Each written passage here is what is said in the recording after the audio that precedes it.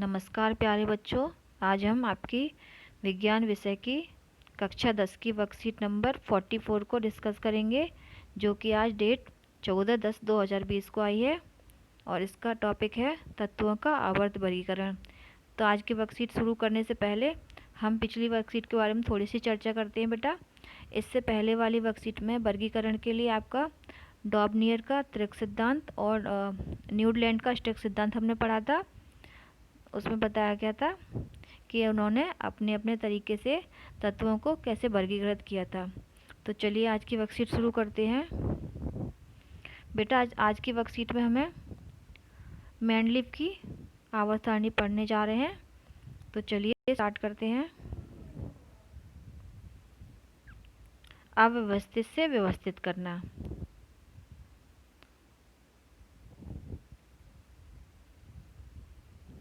Mendeleev की आवर्त सारणी। न्यूडलैंड के अष्टक सिद्धांत के अस्वीकार होने के बाद भी कई वैज्ञानिकों ने ऐसे कई प्रतिरूपों की खोज जारी रखी जिससे कि तत्वों के गुणधर्मों, उनके परमाणु द्रव्यमान के साथ संबंध स्थापित हो सके।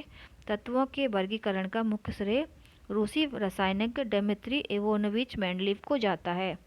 तत्वों का आवर्त सारणी के प्रारंभिक विकास में इनका विशेष योगदान रहा है।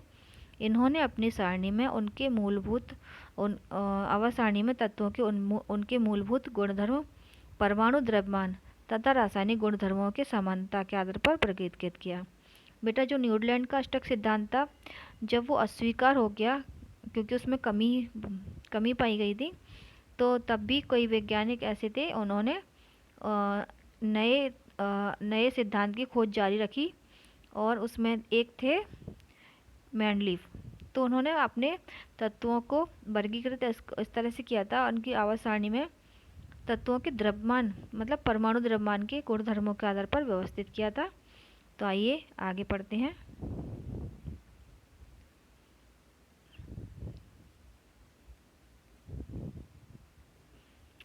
मेंडलीव ने अपना कार्य 63 तत्वों के साथ में प्रारंभ किया था। उन्होंने तत्वों के परमाणु द्रव्यमान एवं उनके भौतिक रासायनिक गुणधर्मों के बीच में संबंधों का अध्ययन किया था बेटा। रासायनिक गुणधर्मों के अंतर्गत मेंडलीव ने तत्वों के ऑक्सीजन और हाइड्रोजन के साथ बनने वाले यौगों पर अपना ध्यान केंद्रित किया था। उन्होंने ऑक्सीजन और हाइड्रोजन का इसलिए चुनाव किया था क्योंकि ये अत्यंत सक्रिय हैं तथा अधिकांश तत्वों के साथ यौगिक बनाते हैं। तत्वों से बनने वाले हाइड्राइड, जो हाइड्रोजन के साथ यौगिक करके बनाते हैं तत्व, उनको हाइड्राइड कहते हैं बेटा, और जो ऑक्सीजन के साथ संयोग करते हैं उनको ऑक्साइड कहते हैं। तो हाइड्रोड और ऑक्साइड के सूत्रों को तत्वों का वर्गीकरण के लिए मूलभूत गुणधर्म माना गया। समान गुणधर्मों वाले तत्वों को एक साथ रखने पर उन्होंने ये पाया कि अधिकतर तत्वों को आवर्त सारणी में स्थान मिल गया। वे अपने परमाणु द्रव्यमानों के आरोही क्रम में व्यवस्थित हो गए।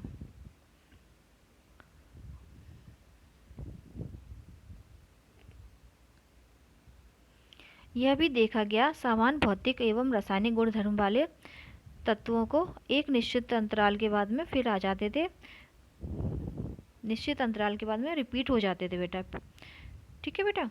इसी आधार पर मेंडलीव ने आवर्त सारणी बनाई जिसका सिद्धांत है कि तत्वों को गुणधर्म उनके परमाणु द्रव्यमान का आवर्ती फलन होते हैं। मेंडलीव की आवर्त सारणी में ऊर्ध्व तत्वों को ग्रुप कहा गया बेटा। जो खड़ी खड़ी लाइनें होती हैं इनको ग्रुप कहा गया उनको, और क्षैतिज पंक्तियों को पीरियड कहा गया। इनको जो क्षैतिज होती हैं लेटी हुई पंक्तियाँ, उनको इन्हें क्षैतिज कहा। इस तरह से मेंडलीव ने एक टेबल तैयार की जो मेंडलीव की आवर्त सारणी के नाम से जाना जाता है। और वो जो बेटा आज की आधुनिक आवर्त सारणी है वो मेंडलीव की आवर्त सारणी पे ही बेस्ड है। मेंडलीव की आवर्त सारणी में जो सुधार हुए थे, उनके सुधार के बनने के बाद में जो सारणी बनी थी उसको आधुनिक आवर्त सारणी कहा गया है और ये मेंडलीव की आवर्त सारणी से प्रेरित है।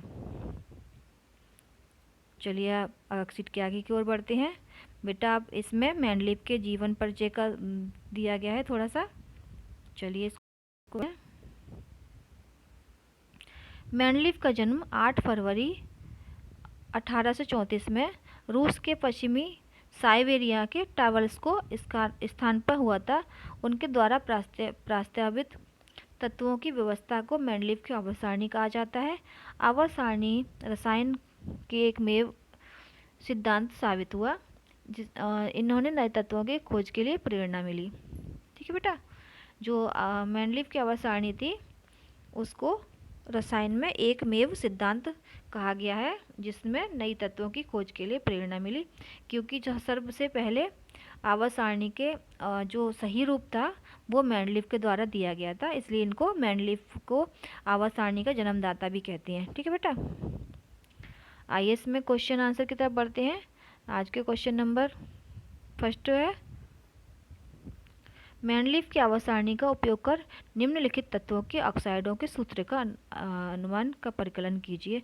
सबसे पहला है के, मतलब पोटेशियम, तो के का क्या हो जाएगा ऑक्साइड बेटा, K2O, K2O।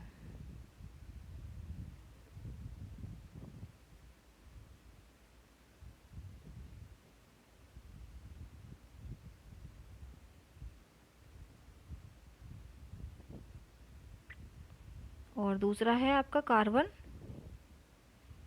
कार्बन का तो हम सभी जानते हैं CO2 बेटा, कार्बन डाइऑक्साइड, तो इसका ऑक्साइड क्या हो गया CO2। अगला है एल्युमिनियम,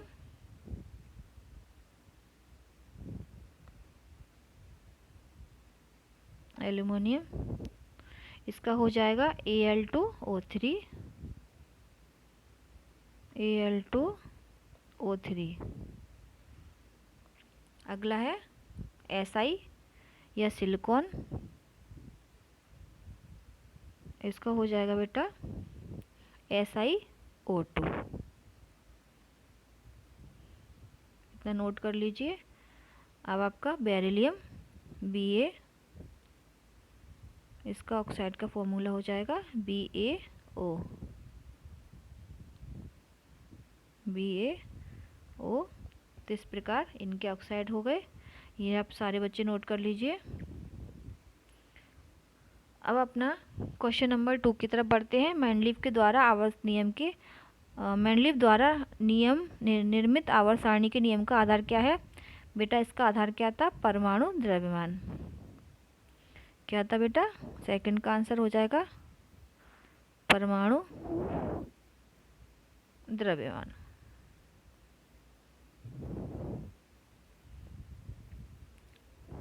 ठीक है बेटा,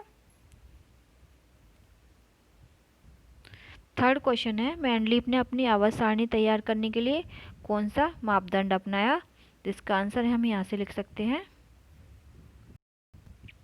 मेंडलीव ने अपना कार्य 63 तत्वों के साथ शुरू किया, उनके परमाणु द्रव्यमान और उनके भौतिक और रासायनिक गुणधर्मों के बीच में अध्ययन किया बेटा यहाँ से। और इसका सेकंड पॉइंट भी इसमें ऐड कर सकते हैं, क्योंकि इन्होंने ऑक्साइड और हाइड्राइड पे ध्यान केंद्रित किया था, हाइड्रोजन के साथ बनने वाले यौगिकों को और ऑक्सीजन के बनने वाले यौगिकों पे अपना ध्यान केंद्रित किया था इन्होंने सबसे पहले। इन दोनों पॉइंट को हम लिख सकते हैं। अगला क्वेश्चन है, मेंडलीव के तत्वों के ऑक्सीजन एवं हाइड्रोजन के साथ बनने वाले यौगिकों पर अपना ध्यान क्यों केंद्रित किया बेटा, इसका आंसर भी हमको यहाँ से मिल जाएगा। यहाँ से ये देखिए, इन्होंने ऑक्सीजन एवं हाइड्रोजन का चुनाव इसलिए किया था क्योंकि ये अत्यंत सक्रिय हैं और अधिकांश तत्वों के साथ यौगिक बनाते हैं। ये बेटा आपके क्वेश्चन नंबर 4 का आंसर हो जाएगा, यहाँ से आप नोट कर सकते हैं। अगला क्वेश्चन है, क्वेश्चन नंबर 5 है,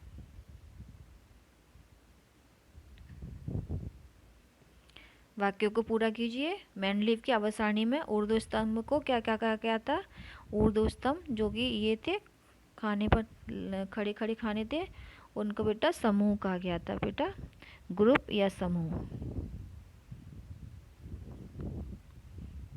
समूह।